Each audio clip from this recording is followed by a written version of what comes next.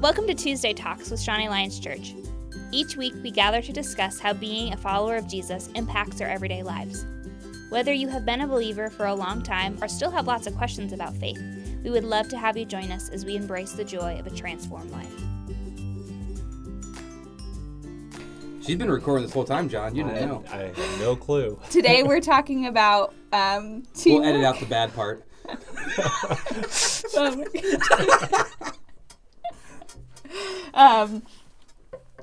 Teamwork, working on a team professionally, delegating tasks so that you aren't terrible, and what do they call that?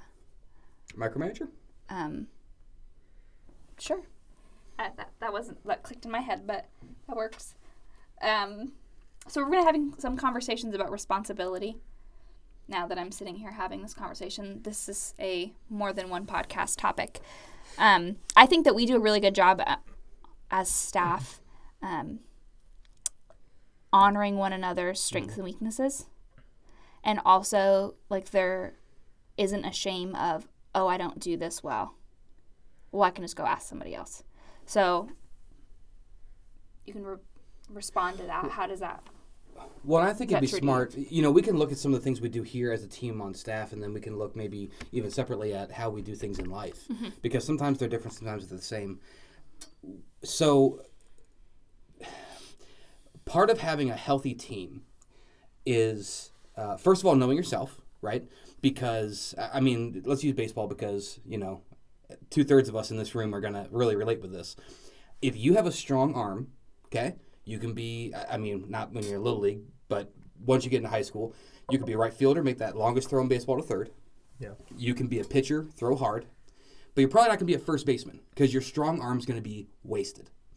At the same time, when you look at weaknesses, if you just have a hard time tracking fly balls, okay, you're going to gravitate toward the infield. But to be an effective team, you need people with a diversity of gifting, with a diversity of talent that's going to cover every position. You cannot have a great team and not have a great center fielder. You can't have a great team and not have a great first baseman. Mm-hmm. So one of the things that our church staff excels in is realizing it's not so much about the authority, like whose job is it to do fill in the blank. It's about we're trying to create. We have one goal here. It's transform lives. And the way John does that, he does it in ways that come to him very intuitively differently than me. The way he works with volunteers, he does a very great job, but it's very different than the way I work with volunteers. And he creates a community that's built around a common purpose. And so when I have questions about, and I use Sarah Kennedy too, because she's been great, where I call her my little Jiminy Cricket, because sometimes I say, here's what I want to do, and I think it's important, but I don't want to be a jerk. I don't want to be mean, but I think this has to be done. Talk to me. Mm-hmm. And she's great at loving the vision, loving what needs to be done, but also having an eye toward how will people receive this? Because sometimes change involves hurt feelings. Well, I think a strength of ours is we know we can rely on one another to mitigate each other's weaknesses, but more than that, to have each other's backs as we're trying to accomplish something bigger. Does that make sense? Mm-hmm. Yeah. I agree. And I think part of it is, too, that we're more interested in moving God's mission forward than we are in what we do. Absolutely. Right. In the sense that I don't have to always complete my A to Z list. Mm-hmm. If it's not necessary. It's more of the big picture. Mm-hmm. Asking for help. That is a struggle for lots of people. Mm-hmm. I don't want to, even that, the family slogans are, in Bridgett language, I would say that's family curses of we don't ask for help, we do it ourselves. That is a mindset that many families, many people carry.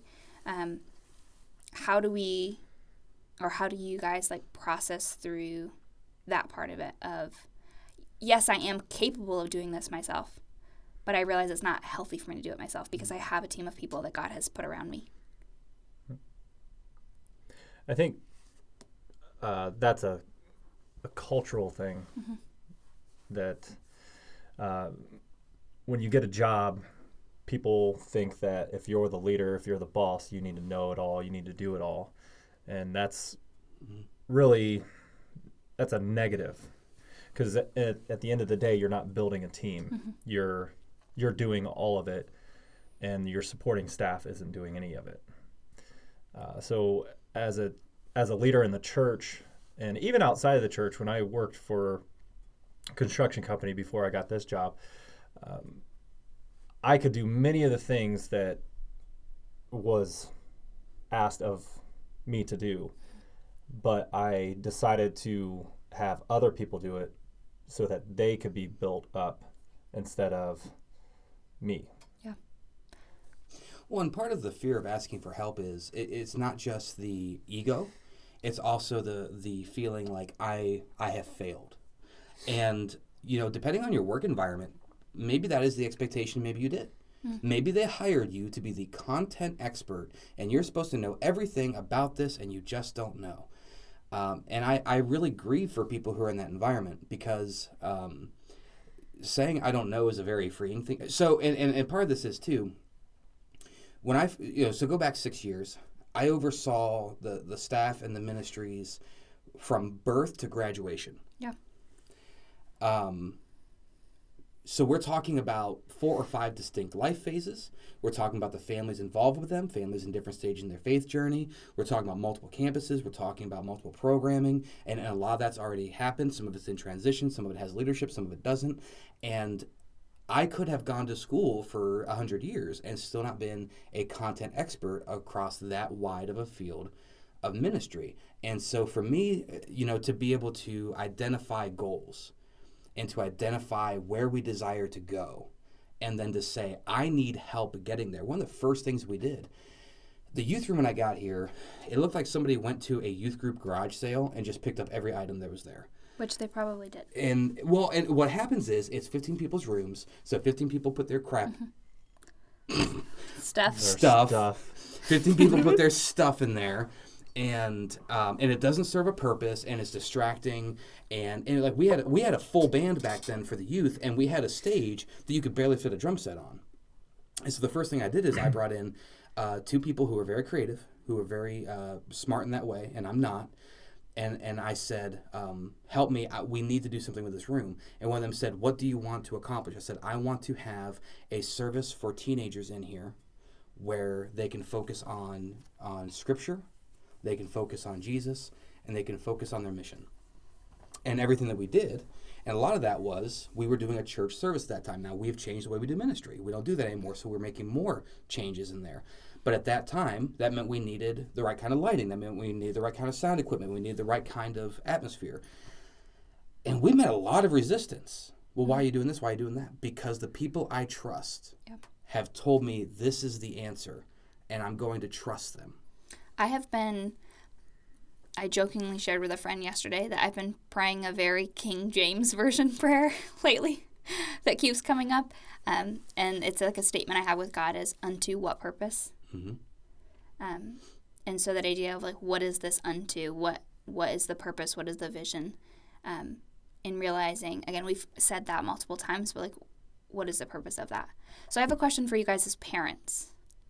How does this principle of not doing everything yourself, even though you could, impact the way that you raise your children?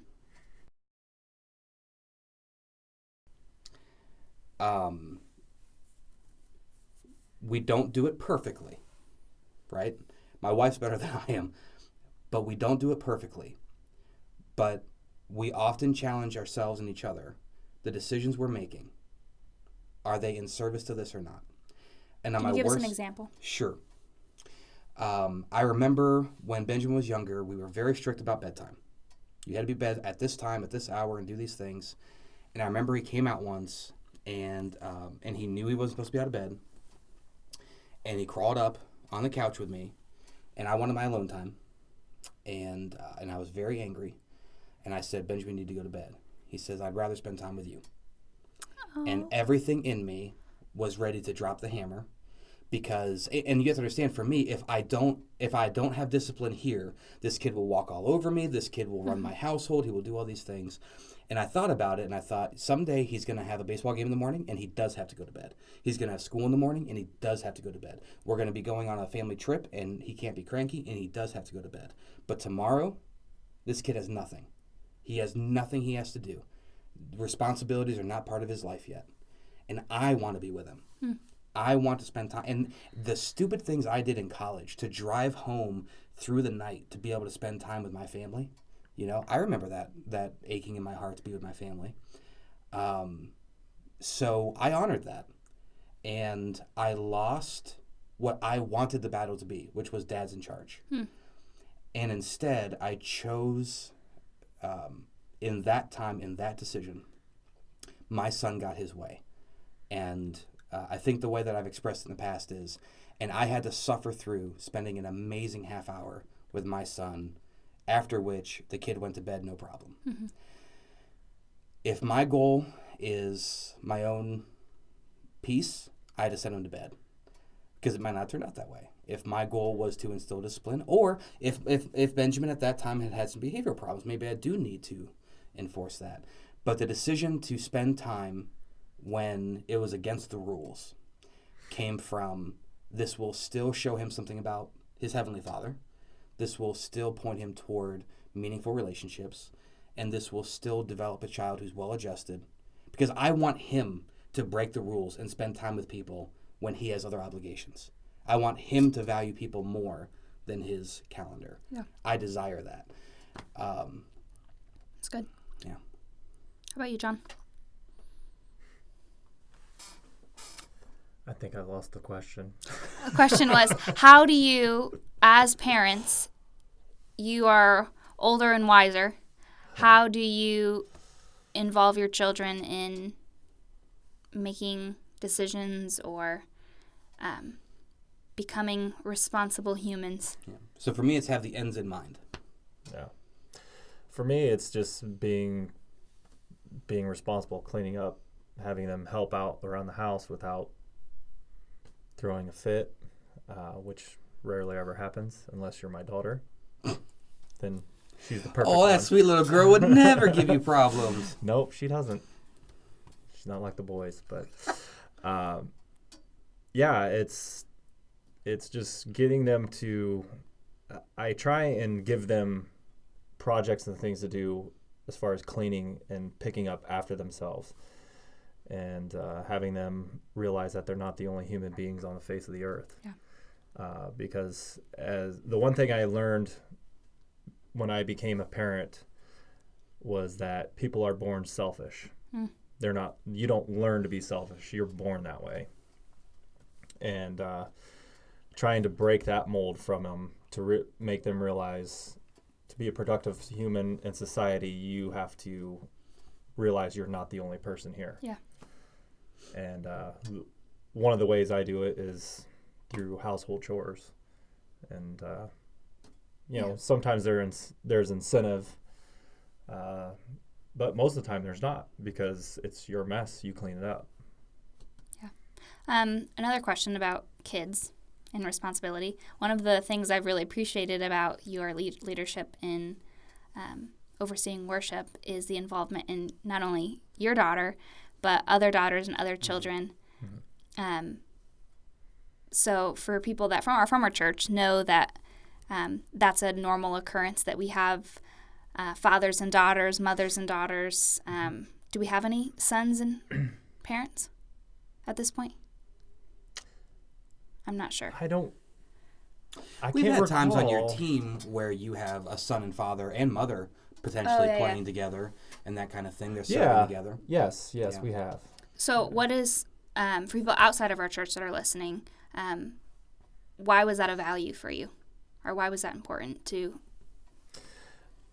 For me, I feel like Sunday morning worship, the sooner we get our youth involved in Sunday morning worship, the less likely they will be when they go off to college, the less likely they'll be to fall away from church.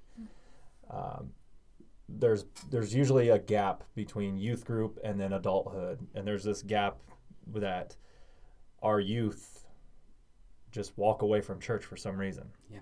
And I want to give them every opportunity not to do that, to where they get to share their gifts, they get to experience and see their moms and dads worshiping, and then they get to see that this God is real. It's not some fake made up thing. Yeah. You know, and we sometimes call that the gap between the driver's license and the marriage license. And that's fading. To be real honest, now is the gap between the driver's license and the birth certificate. We have a lot of families. I don't understand. Sure. So, so you have a lot of kids that are at church all the time because that's where the parents are until they get their driver's license. Okay. Then we don't see them. And when I say we, it's kind of inclusive. You know, I have been aware of ministries at Shining Lights Church since 2003. I've been pastoring something here since 2013. So, for most of that time, this was a problem. The gap between when they get their driver's license and their marriage license. Because once they get married, right, maybe they start getting into a routine, church is more appealing. But what we found is it's actually extending to when they have their first birth certificate. And they kind of look at one another and they're like, man, parenting is hard and we need help. And we remember our church who loved us and loved our kids. And I want the values of my youth instilled in my son or daughter. John, you're right. That's a horrible gap, and I hate it because some of the most difficult years that occur in a person's life occur during that time. And I remember here when we made the decision to really change how we offer and what we do for a lot of our ministry, we got a lot of pushback. And one of the things I did, because a lot of the questions will be, well, where does a high schooler go on Sunday morning? And the two things I've always said, and this is all the way back to Doug Anthony leading worship, and this is all the way back to when David Latcher and Brian Kirk were doing student ministry with me. What I would say is the music across the street is perfectly engaging for a high schooler. When Pastor Daniel speaks, he speaks at a level that a high schooler can understand. There's a lot of benefit to being there, and there's no benefit to us reproducing that. Because that's what we used to do. We used to reproduce what happened across the street in our own little world. So instead, we're going to supplement it. There are things that Pastor Daniel does not talk about on Sunday morning, not because he wouldn't, but because that's not why we're there, that we do talk about in our youth ministries and our student ministries that are important, that are potentially life-changing and transforming. So we do supplement it. We do think it's important, but you're dead on that we got to keep that focus and that goal. And, you know, it's not just seeing your parents in worship. It's worshiping alongside. And, by the way, remember what this does for our people who aren't students. There are more students and children in this church than a lot of churches have people.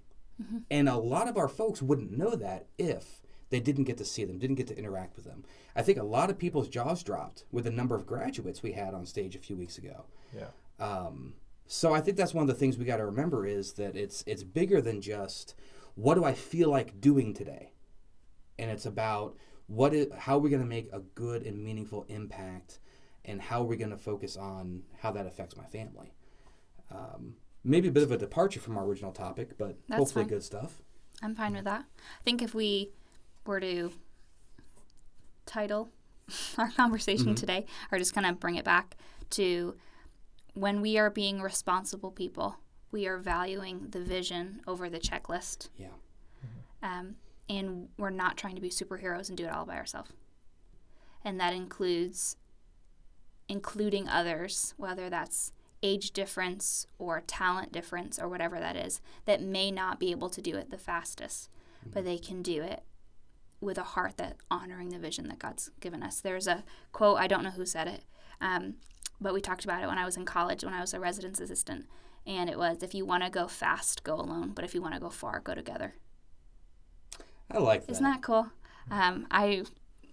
It's credit given to whoever said that quote. I'm not sure. People have Google. You're fine. But I just like that idea that if we want to, do the next big thing really quickly and make it showy, yeah, we can do that by ourselves. Like, there's enough resources. Google has equipped us enough to figure out how to do things by ourselves. But even like that's demonstrated in God's character of God is fully sufficient by himself. And yet, and this theme keeps coming back up whenever we have conversations, is yet he chose to have us be part of his plan. And so if we're going to live lives like Jesus, that means including other people in the purpose and the plan to which we're called. I think that people oftentimes in society and in our culture believe that as a leader, we have to know how to do everything. And I just think that's Well, the meme, malarkey. you know, if you do something right, if you do something wrong, just do something. That's a common belief. It's better to just do something, which is why people keep getting T-boned at perfectly visible intersections. Like, well, I'm not sure I can go, but haha, YOLO. And it's a terrible idea. No, if you don't know how to do something, surround yourself with people who are going to help equip you, help you make good decisions. And if you are so arrogant as to think you are the master of all things, you will be humbled. You will be humbled. Mm-hmm. Or you will live a life of such limited experience that you really can be king of your own little world. And I'm more sad about that. Yeah. I just feel like we as people, we often think that if we don't know it all, that disqualifies us from being a leader. And in the church world, that's not true. Even outside the church world, coming into this position here, I don't know everything I do, but I continuously surround myself with people who do. And you've been very good at that too. I was going to say, I'm very grateful for that quality in you. Yeah. And something, I remember when you first came in, and I kind of leaned into it a little bit, and I said, we do a lot of multimedia here, and here are the prices for us to outsource it. And your response was, no, I'm going to build a team. And I remember at first being very concerned about the workload on you. But you were right. You've assembled a great team of people who I think for the most part kind of came out of left field. A lot of them we just didn't know there'd be an interest or a skill set, and they're really passionate. They're very forward thinking, and it's their ministry. Yep, they own it. Yeah, and that's the thing. If you would have said, "Well, I'm going to try to make it work," first of all, we wouldn't be doing effective ministry, which is a problem for us. But more importantly, like those guys love doing what they do. I think sometimes it's a lot because the team's it's just getting off the ground. It's new. They put in a lot of hard work, but I think they love it. And you would have robbed that from them, and they would still be sitting in the back of the sanctuary every Sunday trying to figure out what to do. Right. One of the things that was really helpful for me most recently was when, as a staff, we went to the whiteboard and sketched out what we need our website to accomplish. Mm-hmm. And just kind of taking that principle of, like, I should do this with everything. Like, I should grab a whiteboard or grab a piece of paper and say, these are all of the things that this needs to, and we've just kind of talked about that as a vision, but these are all the things that this needs to accomplish. What are the things that I can take care of? What are the things that I could learn how to do? And what are the things that I actually need to go ask help for? Mm-hmm. I don't know if that's proper English, but, that fear of, I don't know how to do this. Well, some things we don't know how to do, and we can go learn them, or we just go ask for somebody who knows how to do it. And also, like that idea that it's not a burden to ask. Mm-hmm. I mean, that's James. If anyone lacks wisdom, let them ask God, and God's not going to rebuke you for asking. And yet I think we live in this fear of, oh, well, Kris, I need help with this, or John, I need help with this. I'm going to be a burden to you by asking for your help, and just pushing past that and saying, no, these are people that value me, that want to help, again, with the larger vision, and I can ask them for what I need. And maybe not everyone has that in the same way. If you're listening to this, dear listener, then hopefully you do. Hopefully, if you're a part of Shining Lights Church, I hope you feel like you do. And we talk about professionalism a lot, and that's important to us here. And that's a great example, too, because when we start talking about the website, I did not do the website. I talked with the person who does to try to let her know what we need. And she did a great job of that. But when we first started, I've got sweat pouring down my forehead because I'm thinking of all the work and how to figure these things out, and the communication and how it improved and how people understood things better.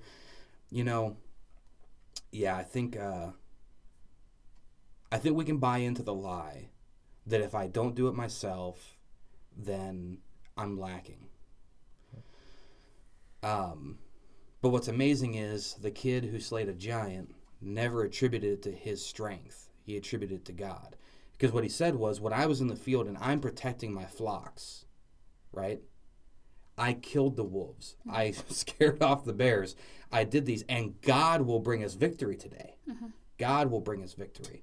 And, you look at these situations in our lives, and we try to take them on our own. Well, first of all, I hope we're inserting God into it. But second of all, I don't always know what that means. How do I put God into my parenting? How do I put God into the discipline of my son? How do I put God into who I am as a coach on the baseball field? Because when I coach baseball, I need a lot of Jesus in me. And how do I do these things? Put yourself in community where you can ask for help, you can learn from people, you can say, I don't know how to do this well, help me. And instead of it being chump, it's I'm so excited you asked. Yeah. I think people, we need to become more confident in our weaknesses. Oh, that's a good word. I don't know what that means, so explain it to me. So as a project manager that I was, I didn't know everything construction-wise. Okay. I had weaknesses in it. What I did, but I was confident that I could find the people around me and get them to do what needs to be done. Sure. And I was also confident that my job will not be lost because I'm using my team. Yeah. In the grand scheme of things, we operated and we worked well, like really well together, that we exceeded the expectations of our superiors. As opposed to if I would have tried to do it all by myself, right. It would have been a flop. Right.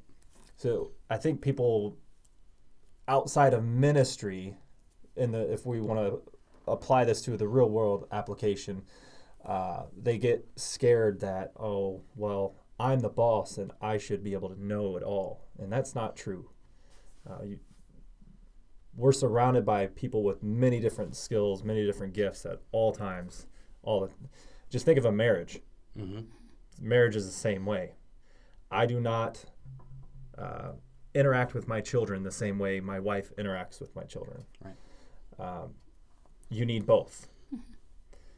So, yeah, being confident in your weaknesses is a quality we all need to learn. I think there's a song by Stephanie Kretzinger that says, talking about memorizing lyrics, my weakness is my honor, not my shame. That same idea of it's an honor that God would put me on a team with other people. It's not to be ashamed about. It's not to try to be perfect at everything and run the world, that we need each other. So, glad to be serving with you guys. We're glad to serve with you. Definitely. Thank you. Well, guys, we are officially ending this episode. Bum, bum, bum, ba-dum, ba-dum, ba-dum. Thanks for listening to Tuesday Talks with Shawnee Alliance Church. Let us know your thoughts by leaving a review, and be sure to subscribe, rate, and share. If you'd like to join our conversation on social media, be sure to use the hashtag Tuesday Talks with SAC. See you next week.